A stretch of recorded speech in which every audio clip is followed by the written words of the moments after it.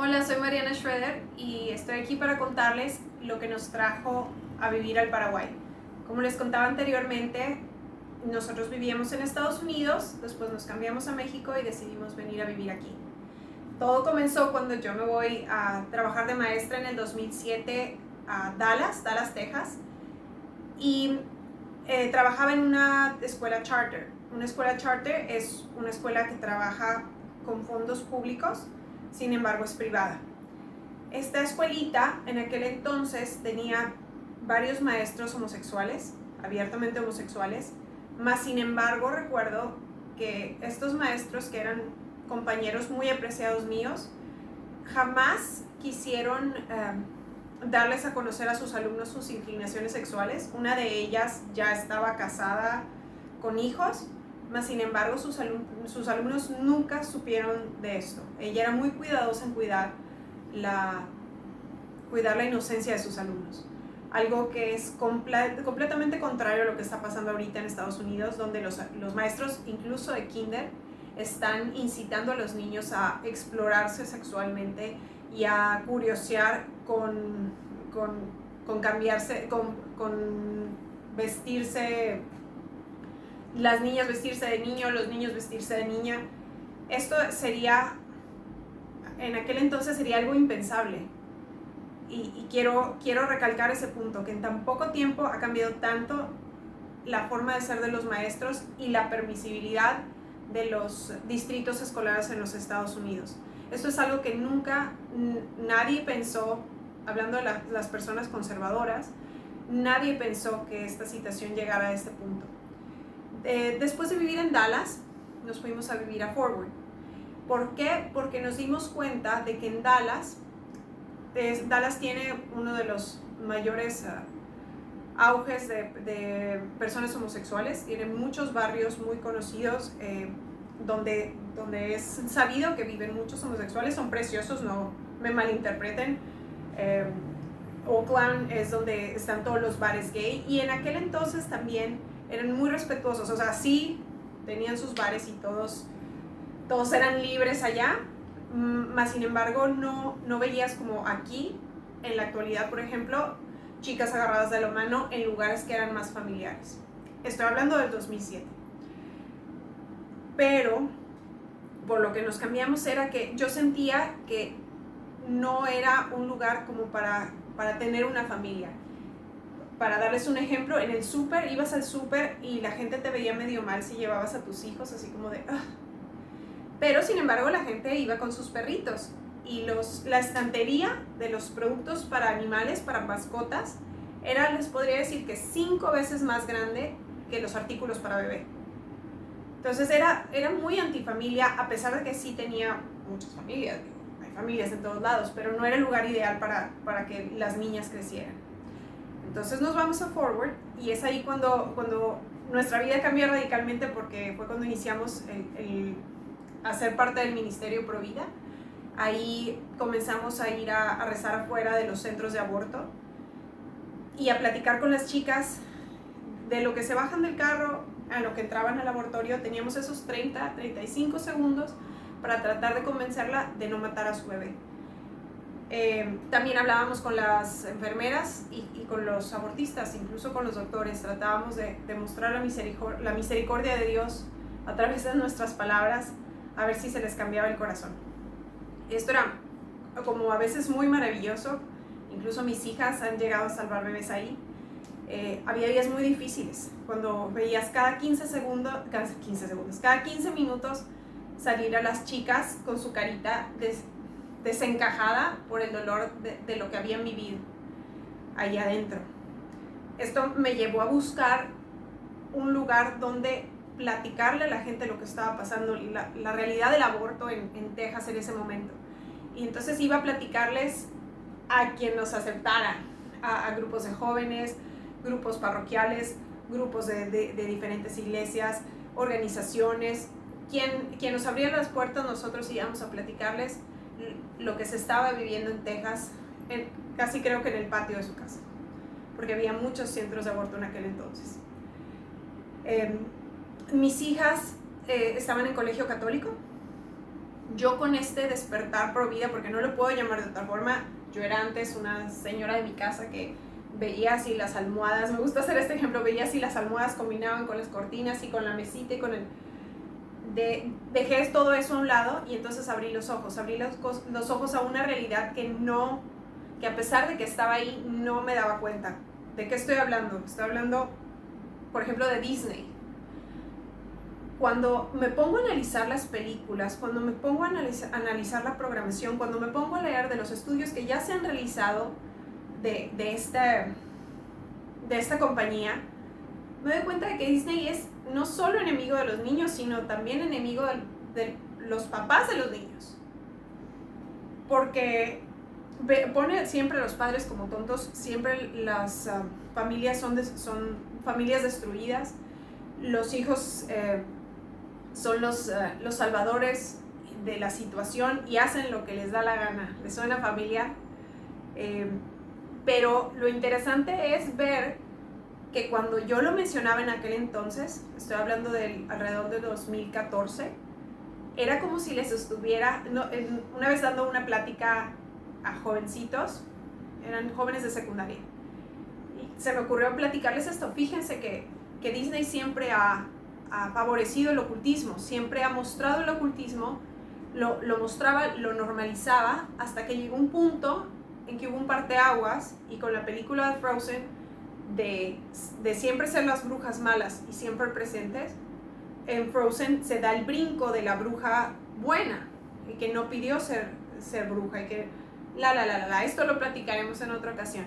Pero yo al platicarles este pequeño detalle, los niños se pusieron como locos, como si yo les estuviera hablando mal de su mamá, de lo más sagrado.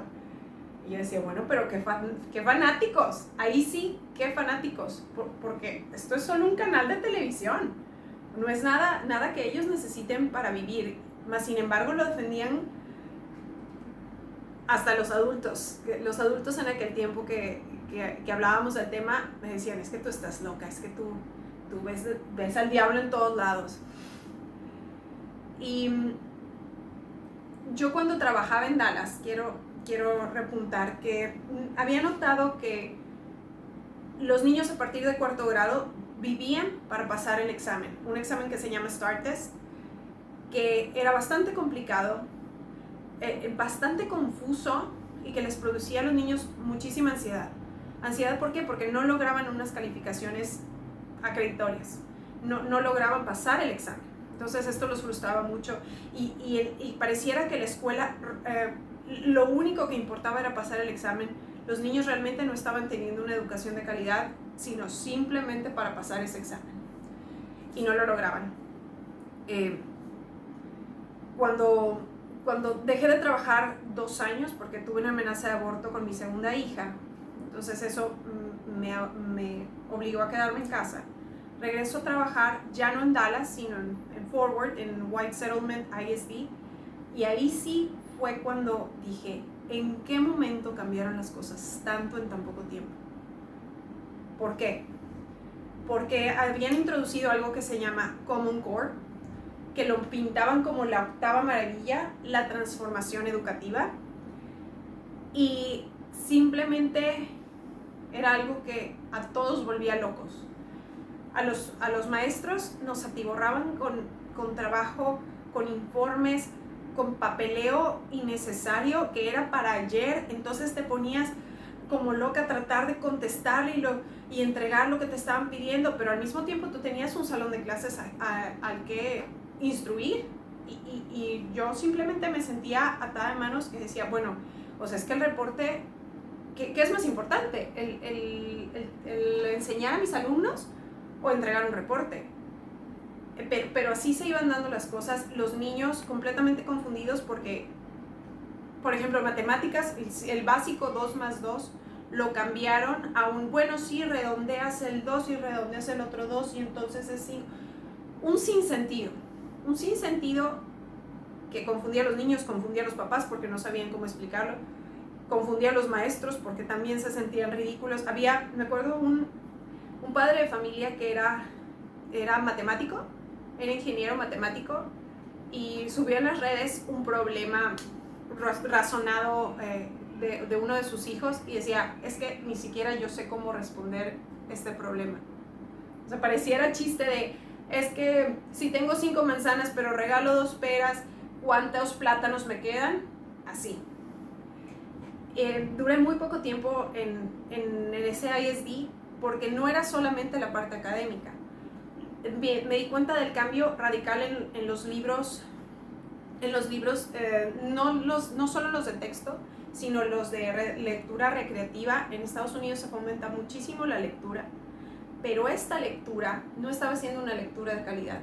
Los clásicos abandonaron las escuelas y dieron paso a pequeñas novelitas, y ahorita en un ratito voy a hablar un poquito más, novelitas que, por ejemplo, un día estaba platicando con una de mis alumnas, una de las mejores alumnas que tenía en segundo grado, y me prestó un libro que era, no recuerdo el nombre, pero era Las hijas de las princesas Disney, y esta era la serie.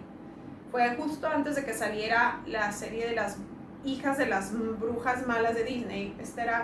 Se veía bonita y todo es chalala, pero en grande venía así entre el libro, lo estaba hojeando y me saltó esta frase porque eran letras muy grandes.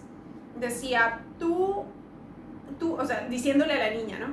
Tú eres la portadora de toda la sabiduría y no necesitas preguntarle a tus padres si algo está bien o está mal.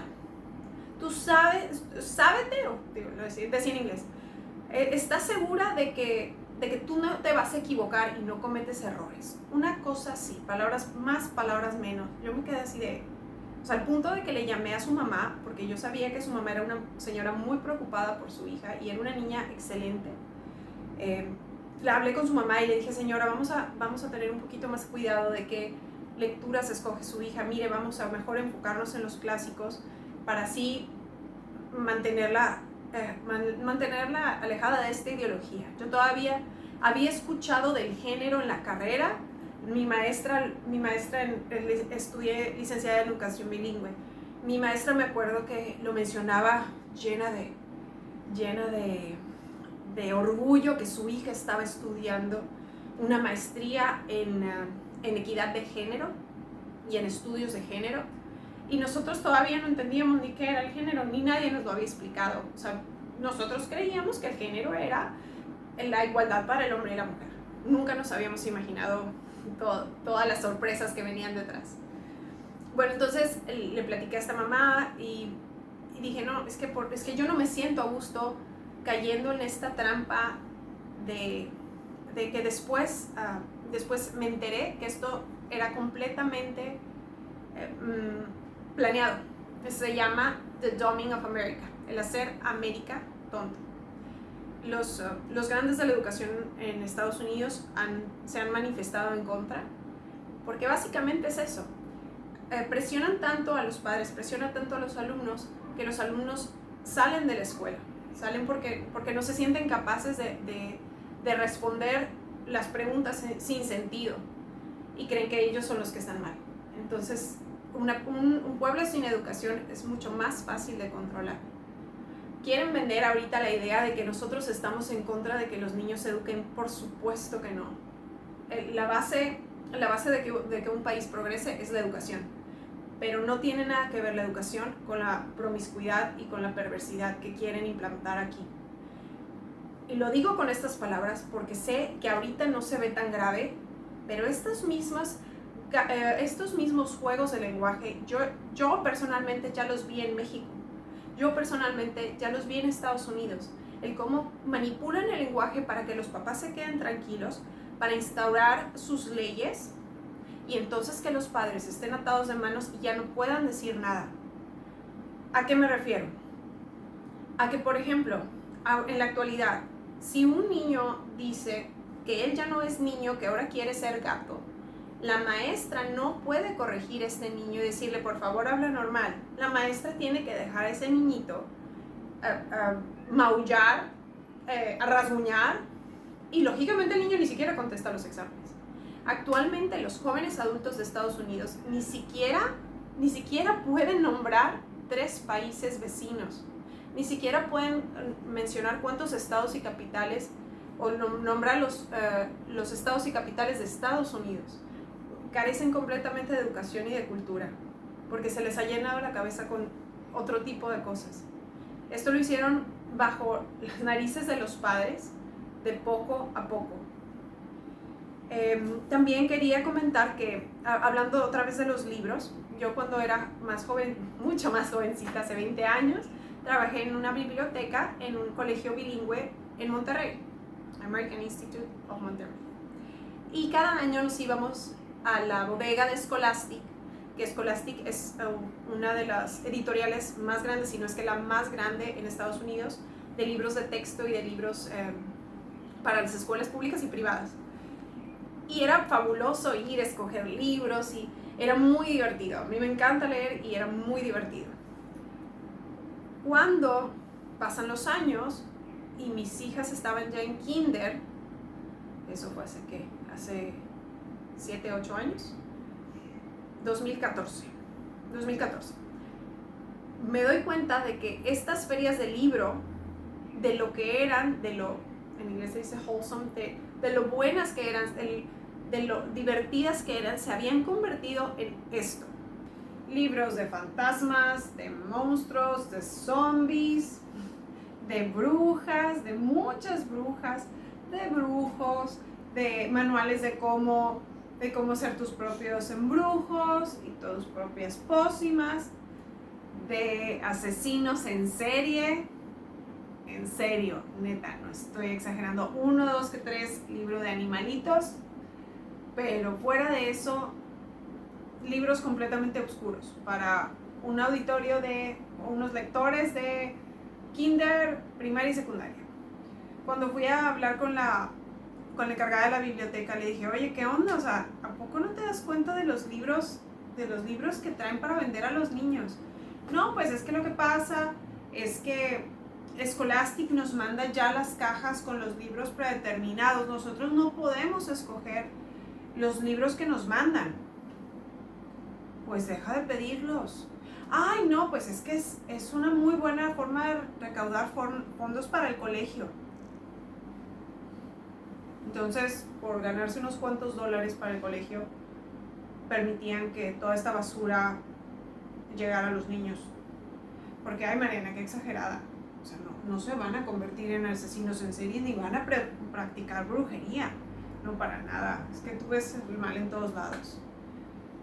La segunda cosa algo que me hizo cambiar a Mariana de colegio fue que la quería meter al grupo de niñas exploradoras y me puse a hacer un poquito de investigación antes de inscribir. A mí siempre me había dado mucha ternura y venden galletitas 2 veces al año y entonces yo ya veía a Mariana con sus trencitas y vendiendo sus galletitas y todo muy feliz, hasta que me entero que la venta de estas galletitas va para donar fondos hacia Planned Parenthood. Planned Parenthood es la empresa de abortos más grande de todo el mundo. O sea, ponen a las niñas a vender galletitas y estos fondos van destinados a aborto. Y en recompensa, estas niñas reciben planes y programas de Planned Parenthood, donde en uno de sus libros, o varios de sus libros, promueven que las niñas se inicien en la prostitución. Así, en sus libros viene así escondidito, una cosa lleva a la otra y hay links donde les sugieren iniciarse en la prostitución. Hablaba con la directora, le entraba por aquí y le salía por allá, Mariana, qué exagerada, o sea, aquí no va a pasar nada. Estamos en un estado muy conservador. ¿Qué niñas saben iniciar en la prostitución? Creo que no nos imaginábamos que iba a existir algo como OnlyFans. Dije, bueno, es el colegio, no es el sistema. Vamos a tratar en otro colegio, pues nos fue peor. Porque este colegio también era un colegio de misa cada viernes, muy bonito, todo muy católico, pero los maestros a partir de cuarto, quinto grado, ya le hablaban a sus niños sobre el aborto legal y seguro, y que es el derecho de la mujer, y que el bebé no tiene vida hasta que nace, etcétera, etcétera, etcétera. No solo eso, sino se le apoyaba a los niños si querían cambiar de sexo, si se querían volver transexuales. Porque el amor es el amor y nadie tiene derecho a decirte qué hacer con tu vida. Y podría seguir. Fue cuando le dije a mi esposo, creo que no es el colegio ni los colegios, creo que es el ambiente en general. No creo que esto sea lo más sano para nuestros hijos. Yo no quiero que mis hijos crezcan yendo al mall, yendo al shopping y encontrándose a un hombre vestido de mujer, pero con barba, pero con maquillaje de drag, trabajando en una de las tiendas departamentales. No quiero que mis hijas, no quiero que mis hijas se expongan a eso, porque no tienen ninguna. Yo creo que por eso inventaron lo de los pronombres, porque ni ellos solos se entienden. Es una mezcolanza y una confusión. Yo no quería eso para mis hijas. Entonces fue cuando decidimos irnos a vivir a México. En México estaban justo planeando marchas pro vida y todo muy bonito y y justo participamos en una marcha pro vida en contra de la ideología de género. El problema es que en México ya las leyes ya estaban muy avanzadas, ya era muy difícil echar para atrás todo lo malo que ya se había pactado, todo el dinero que ya se había recibido. Y por más marchas que se hacen en México, si los gobiernos están plagados de progresistas de izquierda, pues ¿cómo vas a cambiar las leyes? Pero nadie se anima a ocupar puestos públicos, porque, ay no, pues es que yo como. Y entonces les dejamos los puestos a todas esas personas que no se tocan el corazón para corromper el alma de los niños. Bueno, llegamos y ¡ay, qué felicidad! Todo bien pro vida, bien bonito. Yo vengo a descansar. Había trabajado muy duro en Texas en contra del aborto. Yo dije, yo voy a descansar. Vivíamos en la playa. Bueno, que me voy enterando de que ahí en mi feliz Mérida estaba una de las pocas clínicas de aborto que así a bombo y platillo anuncian que hacen abortos sin esconderse, fuera de la Ciudad de México. En la Ciudad de México es donde se concentran todas las clínicas de aborto que están en el público. El resto de la República más bien no que sean clandestinas, pero sí son muy secretas. Y acá en Mérida no. Esta clínica tenía más de 15 años laborando y muy poca gente se había atrevido a confrontar a esta doctora. Y esta doctora se sentía muy poderosa y muy influyente. Les pido una oración por ella porque está muriendo de cáncer. Y entonces faltaba un 40 días por la vida ahí. Alguien que se parara afuera de este centro de aborto a orar no solo por las chicas que entran, sino también por toda la gente que trabaja ahí. Y pues Mariana se echó el paquete, ¿no? Se burlaban de mí cuando fui a hablar con el director de la Pastoral de la Vida.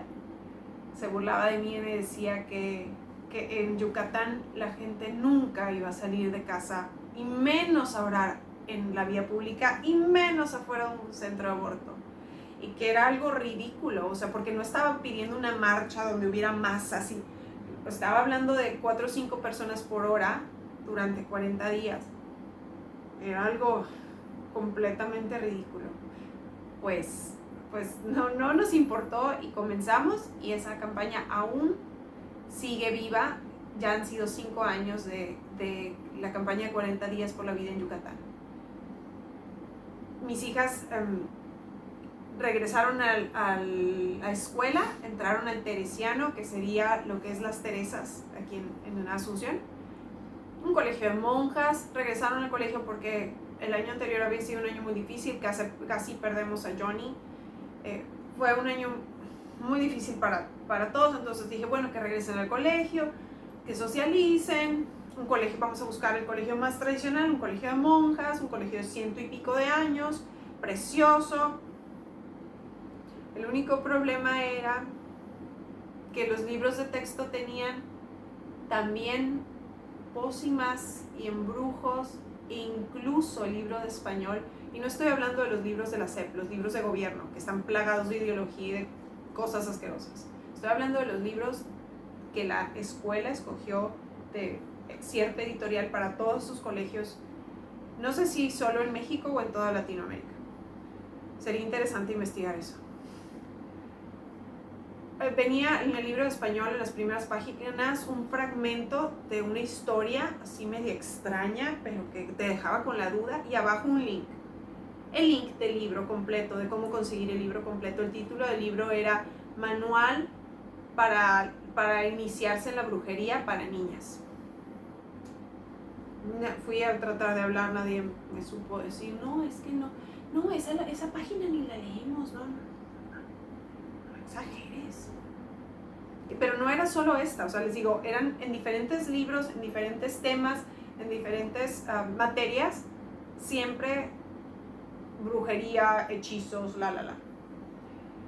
Y la gota que derramó, mis hijas duraron un mes en ese colegio, porque la gota que derramó el vaso fue cuando íbamos a iniciar la segunda o tercera campaña de 40 días por la vida, y a mí lo más lógico es ir a hablar con la directora para no solo invitar a los papás a unirse, sino también para ir a dar las pláticas que ella había dado en todos lados en Estados Unidos, bueno, ir a dar las mismas pláticas en favor de la vida a los alumnos más grandes, a los de preparatoria. Casi me cierra con la puerta en la cara. Me dijo que ni siquiera se me ocurriera tocar el tema con los padres de familia, que ese tema no se abordaba en el colegio.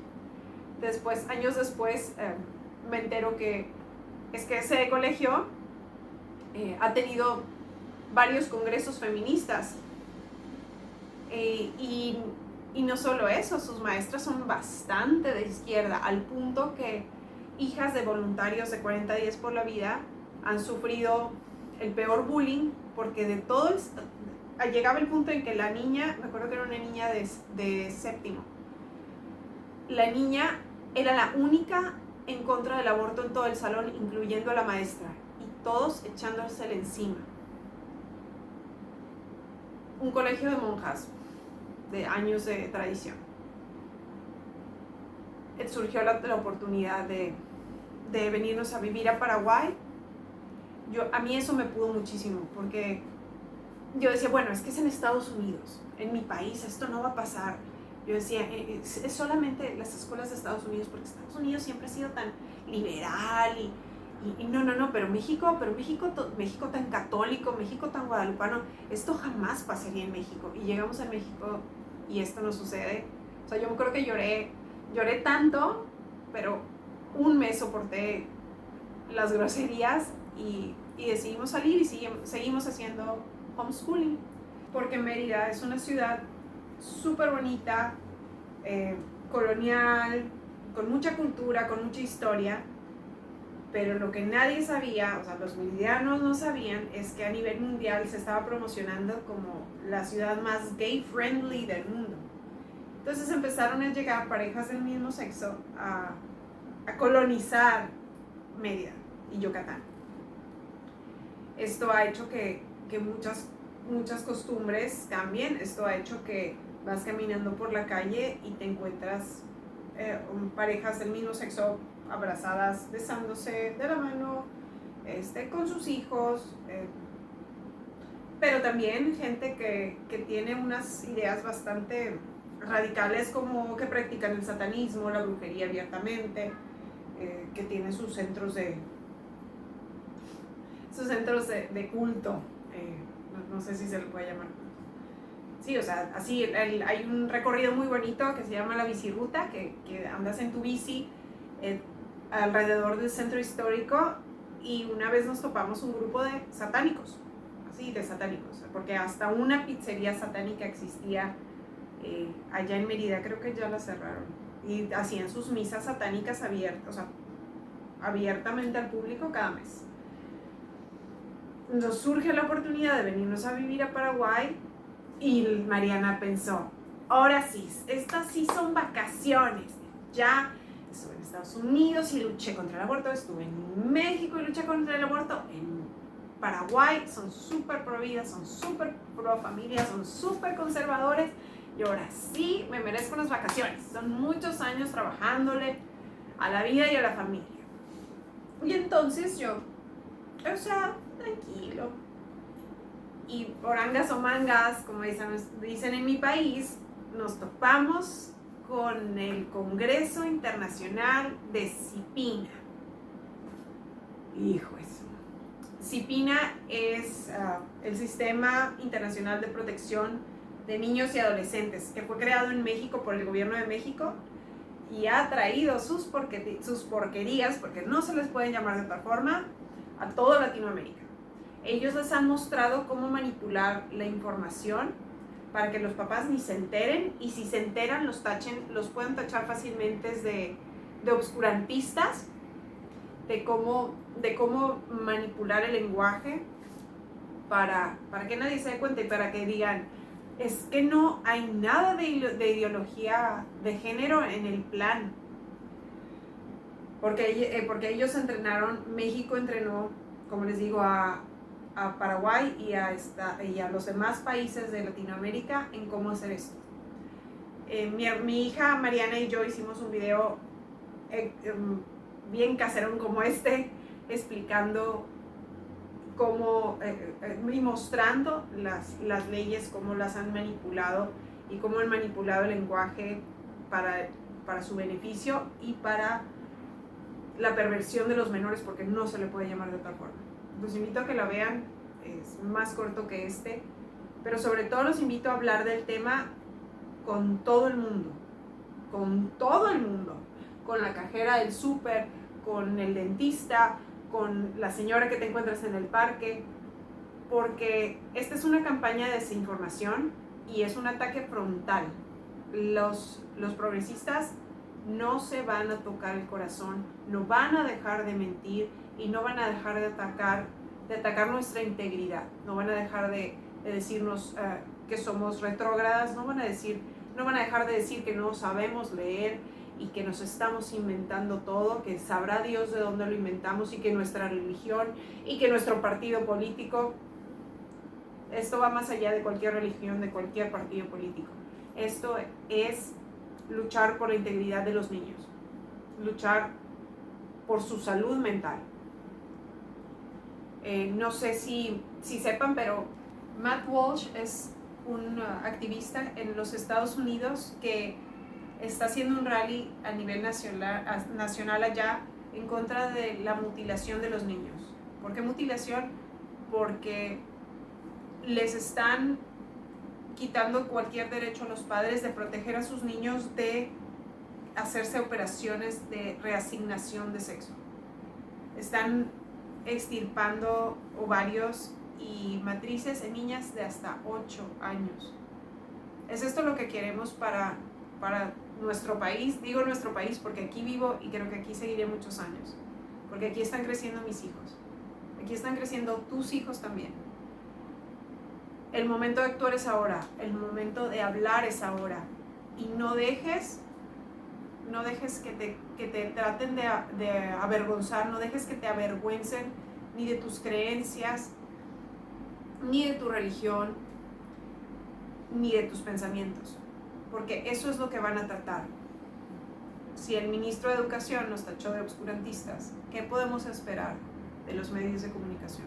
No tengan miedo de defender la verdad, porque en algunos años vamos a voltear atrás y vamos a decir, ¿qué hicimos para detener esta catástrofe? Como lo están diciendo los padres en Estados Unidos en este momento, como lo están diciendo los padres en México en este momento. Ustedes tienen esta gran oportunidad de retomar las riendas de la educación de sus hijos, de retomar el tiempo perdido, que es poco, porque no ha habido mucho avance aún. Hay muchos niños confundidos en su sexualidad y es tiempo de hablar con ellos, es tiempo de ofrecerles ayuda antes de que no se nos permita hacer esto. Les agradezco muchísimo por su tiempo, gracias por su atención y nos vemos en la lucha.